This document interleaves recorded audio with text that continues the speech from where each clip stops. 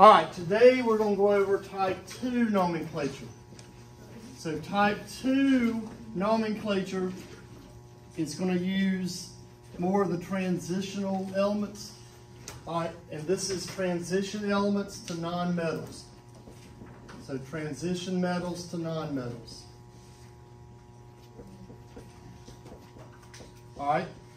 We said earlier that if you look at your periodic table, each group has a specific oxidation or charge number.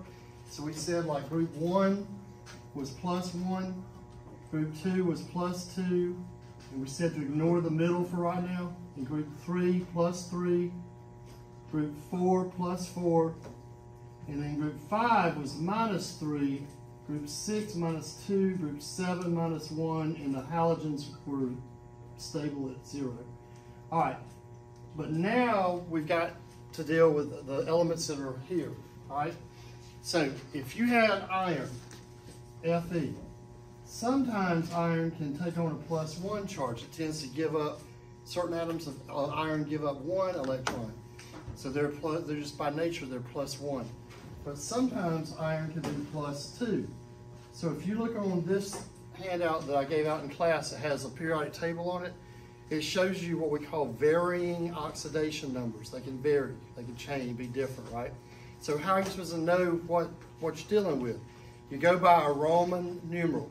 So if you were told to write the formula for, and remember that would be the directions, write the formula for, okay? Let's say it said iron 1 oxide. All right, oxide is oxygen, and we know oxygen already is -2 because it was in group 6, and these are all set in stone. So oxygens can never be anything other than -2. So I'm going to write the symbol just like we did for group, type 1 nomenclature. I'm going to put -2. But this one is a transition element. All right, and transition elements can vary in their charge numbers. All right, so if it tells you Roman numeral 1, then we know iron's symbol is Fe. That Roman numeral 1 is the charge for that iron atom. Okay, so and then you're going to do what you've always done, crisscross the charges. So it's going to be Fe2O. All right, and that's all you do for type 2. So type 1 works just like, or type 2 rather, works just like type 1, except you're dealing with elements that can, and atoms that can have varying oxidation numbers. All right, so how are you supposed to know what their charge is? You go by the Roman numeral. All right, that's pretty easy because it's just like type 1 nomenclature, right? Now, something that's a little more challenging is if you were told to write the name of it. And in writing the name, you're going to have to kind of think backwards. So if I said write the name of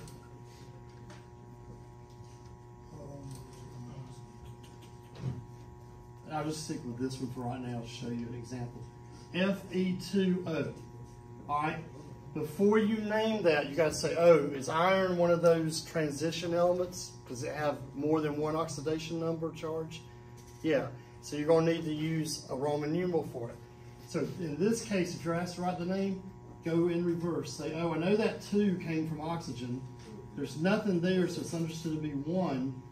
So the iron can only be iron 1 oxide. Out of all the nomenclature, that's probably the more challenging situation, okay? Now, here's another example. If you had this formula, if you had FeO, and you were told to name it, give the name. Again, you're going to say, oh, iron's one of those that can have more than 1 charge, so I'm going to have to think in reverse. Well, I know oxygen was supposed to have had a 2 right there, but there's nothing written there. So that means something had to cancel out, right? So if there were a 2 here, and there should have been a 2 coming off that oxygen, all right, then it would have been Fe2O2. They just canceled, right? And then I know that this iron is iron 2 oxide. So out of all of the different problems and scenarios, that's probably, for, you know, my opinion, for nomenclature, that's probably the most challenging. You got to think backwards, and then you also got to say, oh, did something simplify? All right. So let me just give you another one similar to that. So let's look at lead 4. Lead plus 4. Find the PB plus 4 on your periodic table. All right. And if I put this example down, all right, write the name of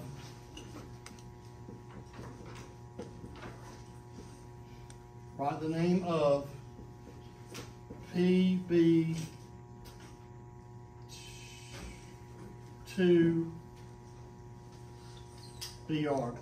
I'll start simple. All right. Oh, no, I'm sorry. PBBR2. Excuse me. There we go. All right. If I have PBBR2, and you were told to name it, all right. You look on your table and say, is lead one of those transition metals, or could it have a varying oxidation? Yeah. So you got to think in reverse again. That 2 must have come off of lead. Br is a halogen. It's always -1, which there's a 1 understood to be there. So this would be lead 2 bromide. That can only be lead 2. And usually it's a good habit to get into, once you take it out of the formula and into the name, go back and do it again. Just say, okay, if it's lead 2, I got +2. Bromide is bromine, it's always -1. Crisscross them. Would that have been PB or PBBR2? Yeah, so it checks off. So always check your work, double check it. All right, so that's lead 2 bromide. All right, but you see that lead could take on a +4 charge. Sometimes some forms of lead tend to give up 4 electrons. All right, so if I had lead 4, let's do that one. All right, and let's say I had lead 4 oxide. All right, this one should be easy because we know how to do type 1 nomenclature. You write the symbol, write the charge, and then crisscross the charges. Okay, so the symbol for lead is PB. The charge is +4. Oxide is always -2 because it's oxygen, right? If I crisscross those charges, I'm going to get PB2O4. But we know the last thing you do on type 1 or 2 nomenclature is simplify when you're able to, right? 2 goes into 2 one time, 2 goes into 4 2 times. So it's PbO2. PbO2. So that would be the formula of lead 4 oxide. Okay. Now on your test, I'll break down. I'll specify like this is type 1 nomenclature, this is type 2, this is type 3 to make it a little easier. But just remember, this is the hardest part of any of the nomenclature stuff. All right, it's when because you're having to kind of think in reverse, and you got to say, okay, oxygen's always -2. That comes down here. Because what if you had, let's do lead 2 oxide. All right, if I had lead 2 oxide, let's do it this way. Let's say I had PbO and you were told to name that compound. All right, you just got to remember that oxygen it's always -2, so there should have been a 2 somewhere. If you don't see anything, you know that they canceled, right? That they simplified out. So I know a 2 should have dropped down here, but there's nothing. So if a 2's not down there, that means it must have been a 2 here and a 2 there, right, at one time. So if there was a 2 down here and a 2 right there, PbO2, then that's called lead 2 oxide. All right, so you just have to think, bring the oxidation numbers back up, think kind of backwards or in reverse.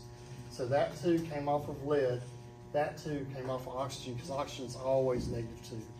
All right, so that's how we do type 2 nomenclature. Write the symbol, write the charge, and crisscross.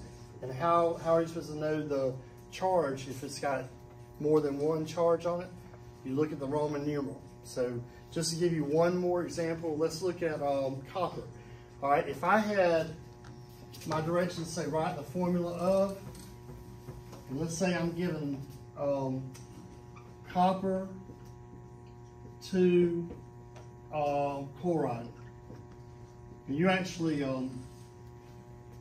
used this in lab a few days ago. So if I say copper to chloride, I write the symbol, which is Cu, And then if it has a Roman numeral, that's the charge of that element, plus 2. Chloride is chlorine. We know it's a halogen. It's in the group 7, so it always has a -1 charge. -1. Crisscross the charges, bring the 2 down and the 1 down, and you should get CuCl2. Okay? So, if it's copper 2, that 2 is going to drop down to the chlorine. If it were copper 1 oxide, again, you do the same thing. Cu plus 1 this time. Cl, or, sorry, I'm going to make that chloride. Chloride. All right, Cl -1. Now, the ones, they do come down and crisscross, right? But you don't write a 1, they're understood. So this would be CuCl. So on a bottle of chemicals, if you see copper 2 chloride, that would be the formula that you also see. It would have to be CuCl2, always. If it's just CuCl, then you're dealing with copper 1 chloride. All right, that's type 2 nomenclature.